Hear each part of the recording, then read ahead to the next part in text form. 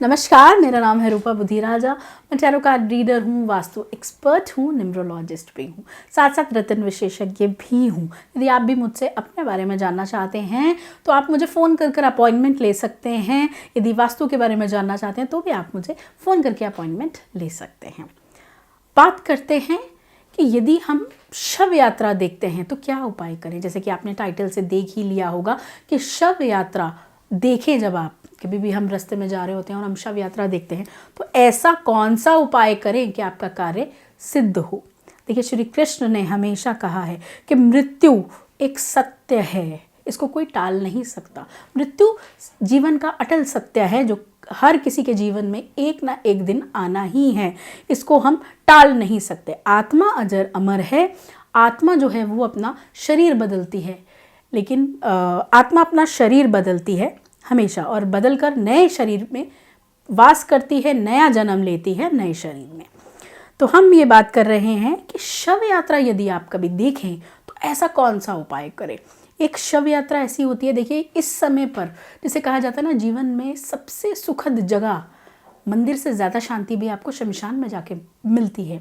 यदि कोई इंसान बड़ा घमंडी हो, बड़ा अहंकारी हो ना, तो उसको शमशान में ले जाकर एक दिन बिठा दो, वो जीवन में उसके बाद दोबारा कभी अहंकार नहीं करेगा, क्योंकि वही ऐसी धरती है, चाहे वो कोई अमीर हो, गरीब हो या कोई बहुत बड़ा पूंजीपति हो, बड़ा नामी हो, उसमें मृत्यु सबकी एक जैसी होती है।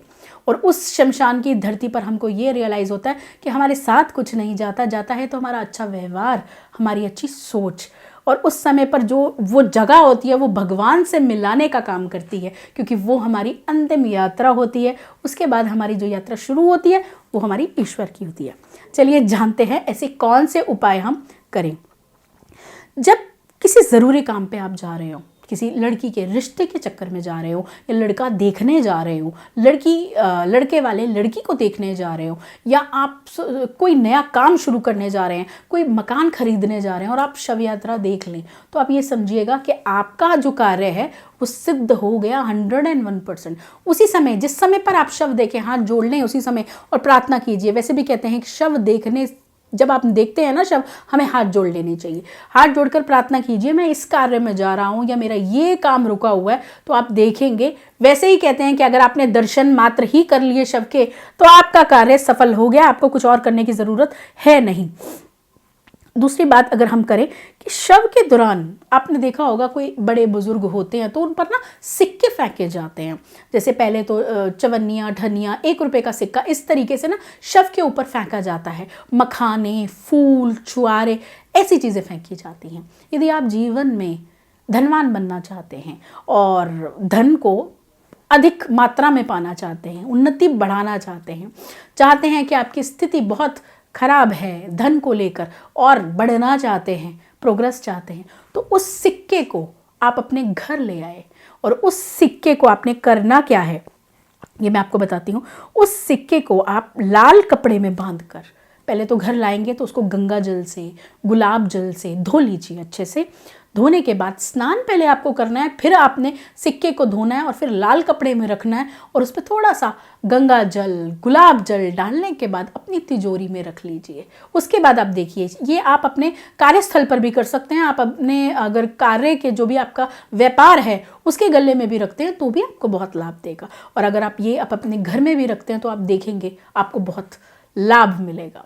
कहते हैं ना, कई बच्चे ऐसे होते हैं जो बहुत बीमार रहते हैं। आपने देखा होगा महीने में 4 दिन बीमार रहते हैं, उनकी सेहत सुधरने पर नहीं आ रही, तो आप क्या करें। तो उन बच्चों के गले में यदि वो सिक्का होल कर आप काले धागे में पहना देते हैं तो आप देखेंगे उसकी हेल्थ जो बड़ी ज़्यादा कमज़ोर सा है, हर टाइम बीमार रहता है, कभी कान में दर्द, कभी गले में दर्द, कभी परेशानियाँ, तो वो भी धीरे धीरे इम्प्रूव होती हुई आपको दिखाई देंगी। तो ये बहुत चमत्कारी से चीज़ें हैं जिनको करने से आप लाभ उठा सकते हैं, और आप जानकारी मैं आपको दे रही हूँ तो आप इसका लाभ उठाइए और ऐसा कीजिए। तो मेरा चैनल देखते रहिए ताकि मैं आपके सामने समय समय पर नई नई जानकारियाँ लेकर आती रहूँगी।